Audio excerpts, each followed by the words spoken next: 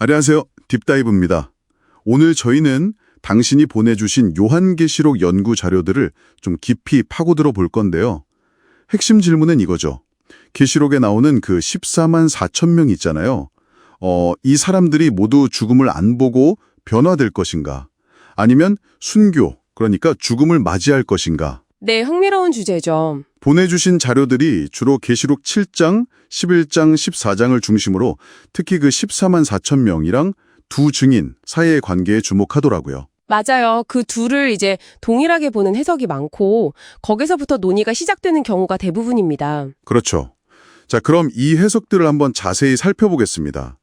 자료들에서 계속 나오는 얘기가 14만 4천 명을 계시록 11장에 나오는 두 증인과 연결하는 거였어요. 네, 이 증인들이 짐승에 다스리는 초반, 자료에선 전반 1회라고 하던데 보통 7년 환란기에 전반 3년 반, 그러니까 1260일 동안 예언하고 또 권능도 크다고 나오잖아요. 네, 그렇죠. 42달이라고도 하고요. 아, 맞다. 42달. 근데 결국에는 그 무적행, 그 깊은 구렁 같은 곳에서 올라오는 짐승한테 죽임을 당한다. 이렇게 명시되어 있고요. 네, 그리고 시신이 사흘 반 동안 길에 있다가 부활해서 승천한다고 되어 있죠. 바로 이 부분, 여기가 이제 해석이 막 갈리는 지점인 거죠. 맞습니다. 14만 4천 명이 이 두 증인이다 이걸 전제로 했을 때 당신이 주신 자료들을 보면 크게 한 세 가지 정도의 다른 시나리오가 나오는 것 같아요. 네네. 성경 구조를 어떻게 보느냐, 어디에 좀 더 무게를 두느냐에 따라서요. 그렇군요. 첫 번째 견해는 들어보니까 좀 희망적이던데요. 14만 4천 명 모두 죽지 않고 변화된다. 이건 어떤 근거인가요? 받은 자들. 그렇죠. 당신 자료들을 보면 이 인침이 하나님의 어떤 특별한 소유, 그리고 보호를 의미한다. 이렇게 해석하는 경향이 있어요. 그래서 물리적인 해, 심지어 죽음에서도 보호받는다. 뭐 이런 식으로요. 아하. 그럼 해를 안 입으니까 죽을 필요도 없고 부활도 필요 없다. 이런 논리군요. 네, 그런 논리로 이어지죠. 이 기간 동안 이들은 영원한 복음을 전하는 강력한 증인이 되는 거고요. 알겠습니다. 인침의 보호 기능에 딱 초점을 맞춘 해석이군요. 근데 완전히 반대되는 해석도 있었죠. 그렇습니다. 두 번째는 14만 4천 명 모두 순교한다. 죽고 나서 부활한다는 거죠. 모두요? 네, 이건 계시록 11장 7절. 그들이 증언을 마칠 때에 무적행으로부터 올라오는 짐승이 그들과 전쟁을 일으켜 이기고 죽인다. 이 구절을 아주 문자 그대로 받아들이는 거예요. 아, 그 구절이 있었죠. 네, 만약 14만 4천 명이 두 증인이라면 성경이 명백하게 그들이 죽는다고 말하고 있다. 이런 주장인 거죠. 여기서 이제 정말 흥미로운 지점이 나오는데요. 당신이 보내주신 자료 중 하나가 특히 좀 강조했던 세 번째 견해. 네네. 혼합된 형태. 일부는 죽고 일부는 살아남아서 변화된다. 이 시나리오는 어떻게 구성되는 거죠? 이게 당신이 주목하신 그 저자가 좀 선호하는 견해인 것 같은데요. 전반 1회 동안 짐승 숭배를 거부한 14만 4천 명 중에서 일부는 순교해서 죽임당한 증인이 되고 네. 다른 이들은 핍박을 피해 어딘가로 피신해서 살아남는다. 뭐 이런 가정이에요. 아, 일부는 순교, 일부는 피싱. 그렇죠. 주어온 건 죽었든 살았든 이들 모두가 첫째 부활, 그러니까 영광스러운 몸으로 변화되는 그 사건에 참여하는 증인으로 본다는 점이에요. 아하. 죽은 자는 부활하고 산 자는 산채로 변화되고 이런 식이죠.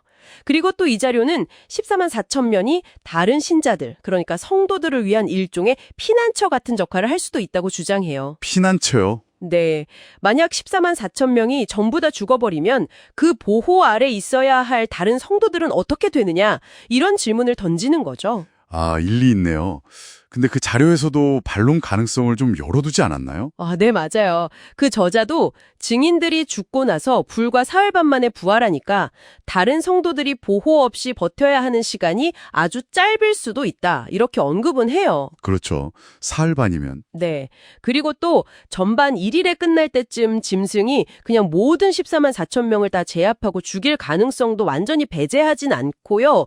사실 저자 본인도 이 세 번째 견해, 그러니까 일부 순교, 일부 변화, 이게 뭐 명확한 성경 구절에 딱 있다기보다는 내 생각에는 뚜렷한 근거는 없다. 이렇게 좀 솔직하게 인정해요. 그래요? 네. 그러면서 첫 열매라는 상징성을 가진 이들 중 일부는 그래도 살아남아서 변화될 가능성이 높지 않겠냐. 뭐 이런 해석적인 직관에 좀 기댄다고 밝히고 있습니다. 자, 그럼 이 다양한 해석들, 이게 당신에게 궁극적으로 시사하는 바는 뭘까요? 보내주신 자료들을 보면 계시록의 특정 구절들, 14만 4천 명 두 중인 이걸 연결하면서 상당히 복잡하면서도 흥미로운 그림이 그려지는데요. 네. 모두 산채로 변화, 모두 죽고 부활, 아니면 그 둘의 조합, 이렇게 세 가지 가능성이 뚜렷하게 나오는 것 같아요.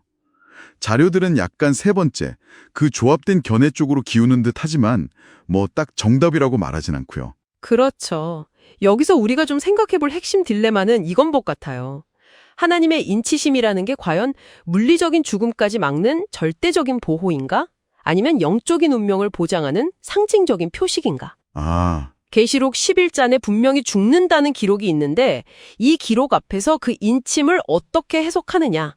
이게 결국 14만 4천 명의 운명을 가르는 결정적인 지점인 거죠. 그렇군요. 그들의 역할에 대한 질문으로도 이어지겠네요. 맞아요.